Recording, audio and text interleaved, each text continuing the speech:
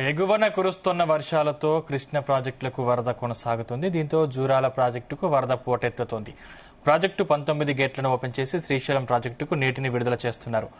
జూరాల ప్రాజెక్టుకు 1,08,000 క్యూసెక్ల ఇన్ఫ్లో కొనసాగుతుండగా 1,04,000 క్యూసెక్లు వదులుతున్నారు. దీంతో శ్రీశైలం నిండు కుండలా మారింది. వచ్చిన వరదను వచ్చినట్లు దిగువకు విడుదల చేస్తున్నారు. దీంతో ఏ క్షణంలోనైనా మరోసారి శ్రీశైలం ప్రాజెక్టు గేట్లు ఎత్తే అవకాశం ఉంది.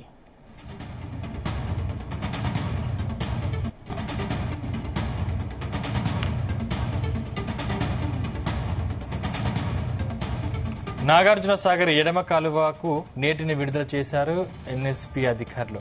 ఎగువ నుండి వరద ప్రవాహం పెరుగుతుండటంతో నాగార్జున సాగర్ జలాశయం నీటి మట్టం 565 అడుగులకు చేరింది.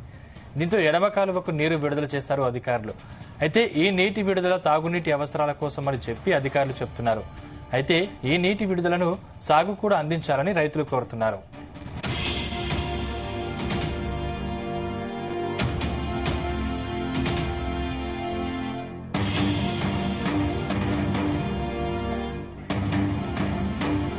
నాగార్జున సాగర్ జలాశయం గరిష్ట నీటి మట్టం 590 అడుగులకు కాగా ప్రస్తుతం 565 అడుగులకు చేరుకుంది. ఇంకా ఎగువ నుండి ఇన్ఫ్లో 68,000 క్యూసెక్ల నీరు వస్తోంది. ఇప్పటికే శ్రీశైలం ప్రాజెక్టు పూర్తిస్థాయి నీటి మట్టానికి చేరువలో ఉండడంతో ఎగువ నుండి వరద ప్రవాహం 1,40,000 క్యూసెక్లకు వరద వస్తున్న నేపథ్యంలో ఈ రోజు గానీ లేదంటే రేపు గానీ శ్రీశైలం గేట్లు ఎత్తే అవకాశం ఉంది. ఇదే అంశానికి సంబంధించిన మరింత సమాచారం మా ప్రతినిధి సాయి ప్రసాద్ అందిస్తారు. సాయి ప్రసాద్.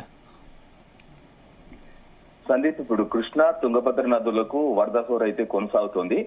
అయితే కొద్ది రోజులుగా కొంచెం ఇన్ఫ్లోస్ తగ్గింది, కొద్ది రోజులుగా శాంతించిన కృష్ణ ఇప్పుడైతే ఉగ్రరూపం దాల్చినట్లుగా కూడా కనిపిస్తోంది. దీంతో నదిపై ఉన్న కర్ణాటక, తెలంగాణలోని ప్రాజెక్టులన్నీ కూడా జలకళను సంతరించుకున్నాయి.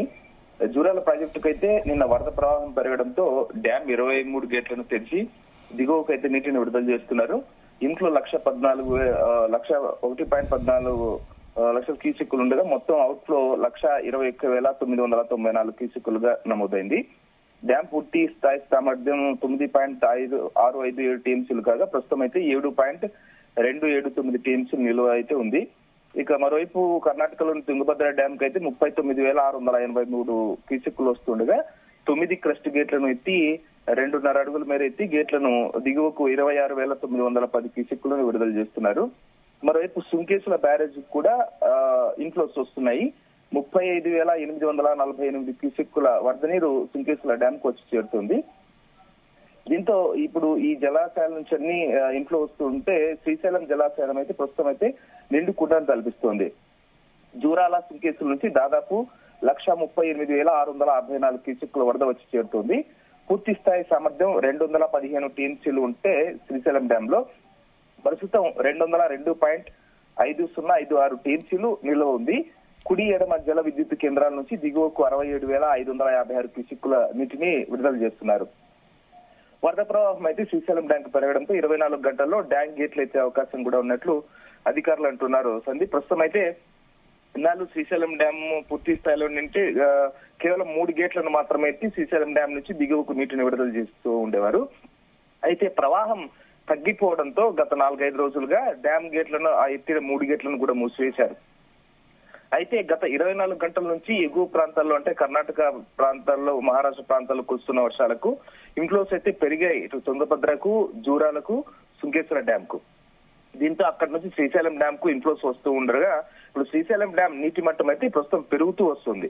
215 పూర్తి స్థాయి నీటి సామర్థ్యం ఉంటే టీఎంసీల నీటి సామర్థ్యం ఈ రోజుకైతే 202.5056 టీఎంసీలు ప్రస్తుతానికైతే ఉంది.